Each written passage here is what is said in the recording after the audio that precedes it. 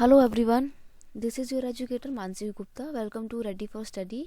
आज हम class 10th की सोशल साइंस यानी कि एसएसटी की वर्कशीट करने जा रहे हैं। ये आपकी एसएसटी वर्कशीट 72 है और इसकी डेट है 24 जनवरी 2022। ठीक है, तो यहाँ पर आपको अपना नाम लिखना है, यहाँ पर आपको अपने टीचर का नाम लिखना है जो आपको एसएसटी पढ़ाते हैं। देन आपको आपकी वर्कशीट स्टार्ट करनी है। आपको पता है आपकी हिस्ट्री की बुक का चैप्टर नंबर 3 पर चल रहा है और हमने इस चैप्टर से रिलेटेड आपकी 2 या 3 वर्कशीट कर ली हैं।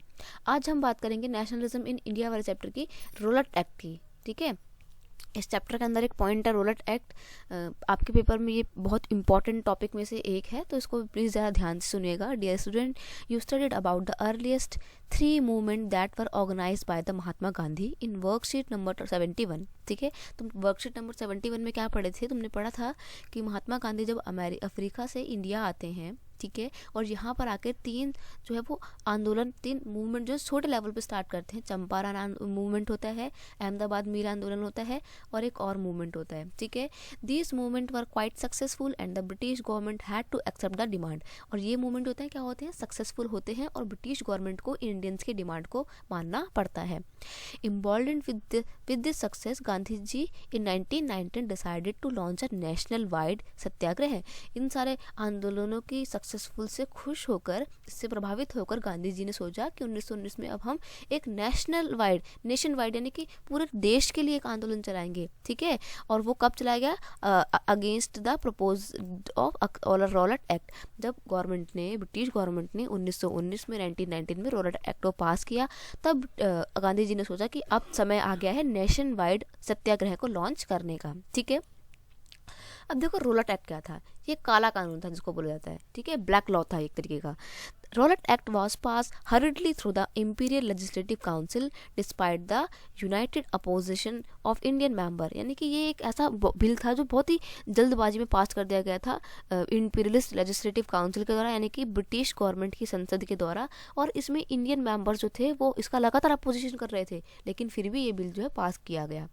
It gave the government enormous power to repress political activities. इस लॉ के थ्रू क्या होता है ना, गवर्नमेंट को बहुत ज़्यादा एनॉर्मस पावर मिल जाती थी किसी भी पॉलिटिकल एक्टिविटी को सप्रेस कर देने की, किसी भी मूवमेंट को दबा देने की। ठीक है, and allow detention of the political prisoner without trial for 2 years। और किसी भी व्यक्ति को 2 साल के लिए जेल में डाला जा सकता था और उसके पीछे उसको कारण भी नहीं बताएंगे और ना ही उसको किसी वकील वगैरह की हेल्प लेने की इजाज़त होगी। ठीक है, तो Mahatma Gandhi wanted the non violent civil disobey against such unjust law.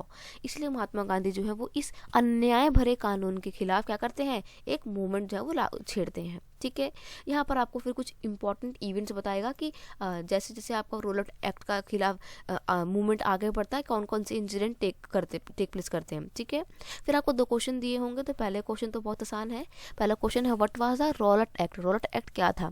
तो इसका आंसर तो देखो यहाँ पर मैंने दे दिया है। और फिर क्वेश्चन ये भी पूछ रहा है कि why were the people oppose to this act? क्यों लोगों ने इसका विरोध किया? तो देखो, the Rowlatt act was pass by the British government to increase their grip on power over the common folk. ठीक है, यानी कि ये लॉ इसलिए पास किया गया था ताकि ब्रिटिश गवर्नमेंट जो है वो इंडियंस लोगों के ऊपर आसानी से अपनी पकड़ बना सके।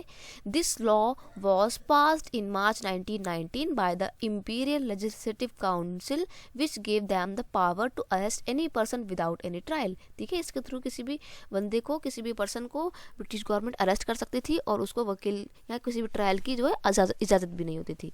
इसलिए इंडियंस लोगों ने इसका विरोध किया। कौन कौन से रीज़न थे? देखो, this act was hurriedly pass through the imperial legislative council even though it was completely oppose by the Indian member. Imperial legislative में इसको जल्दी जल्दी में पास कर दिया, लेकिन भारत के लोग इसका लगातार विरोध कर रहे थे। मतलब जो इंडियंस मेंबर थे ना उस लेजिस्लेटिव काउंसिल में, वो इसको नहीं चाहते थे कि पास हो, बट फिर भी गवर्नमेंट ने अपनी ज़बरदस्ती पास करवाया, इसलिए इसको एक तो अपोज कर रहे थे। It had given the government enormous power to repress political activity. अब देखो, एक देश में क्या होता है, लोगों को अपनी आवाज़ को उठाने का मौका देना चाहिए, लेकिन इस एक्ट ने, इस कानून ने वो भी जो है हमसे छीन लिया था कि हम कोई भी पॉलिटिकल एक्टिविटी में पार्टिसिपेट नहीं कर सकते जो ब्रिटिश गवर्नमेंट के अगेंस्ट हो। ठीक है, इसीलिए लोगों ने इसको बेकार समझा और विरोध किया। It also permitted the detention of political prisoner without trial for 2 years। और इस कानून में 2 साल के लिए किसी भी व्यक्ति को क्या करते थे? अरेस्ट कर जाता था और उसकी इजाज़त भी नहीं होती थी कि वो ट्रायल पे जा सके। ठीक है, तो ये चीज़ें थी, इसलिए इसको लोगों ने विरोध किया।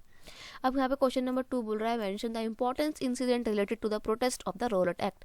रोलट एक्ट से रिलेटेड कौन कौन से इंसिडेंट जो है वो मेन थे।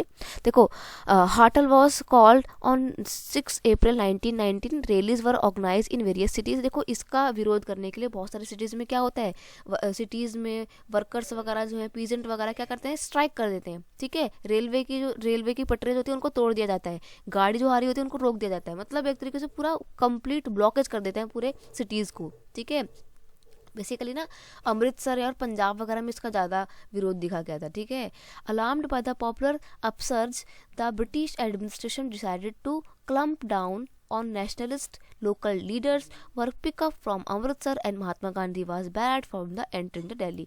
देखो, जो अमृतसर में मेन लीडर थे उनको अरेस्ट कर दिया गया। ठीक है, और महात्मा गांधी को दिल्ली आने से रोक दिया गया। ठीक है, क्योंकि अंग्रेजों को पता था कि ये बंदा जो है हमारे लिए खतरा है। ठीक है, इसलिए गांधी जी को आने से रोक दिया।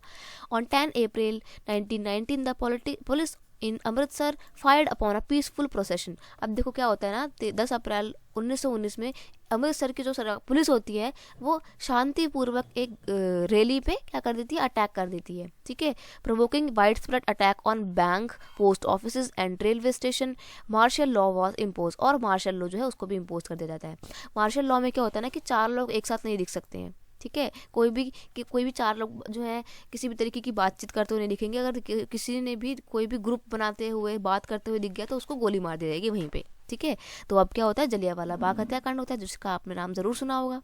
13 अप्रैल 1919 the infamous Jallianwala Bagh incident took place. On that day a large crowd gathered in the enclosed ground of Jallianwala Bagh. देखो, पंजाब में अमृतसर में एक जगह है जलियांवाला बाग। ठीक है, तो यहाँ पर बहुत सारे लोग बैठ के बातें कर रहे होते हैं। क्यों? क्योंकि इनके एरिया के 2 लीडर्स को ना क्या कर लिया होता है, अरेस्ट कर लिया होता है। मैंने बताया ना कि अमृतसर के बहुत सारे लीडर्स को क्या कर देते हैं, यहाँ पे बताया ना अमृतसर के बहुत सारे लीडर्स को अरेस्ट कर लिया जाता है।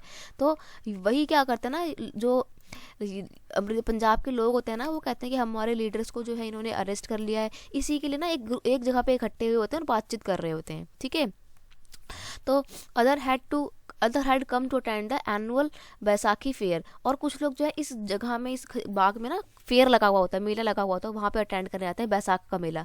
पर क्या करता है, जनरल डायर नाम का एक ब्रिटिश अधिकारी आता है और वहाँ पे गोलियां चला देता है, जिसमें कम से कम आपकी बुक में बता रखा होगा कि 300 से 400 लोग मरते हैं, लेकिन रियल लाइफ में देखा जाए तो कम से कम 3 से 4 हज़ार लोग मरे थे। ठीक है, ब्रिटिश गवर्नमेंट ने डाटा को छिपाया था।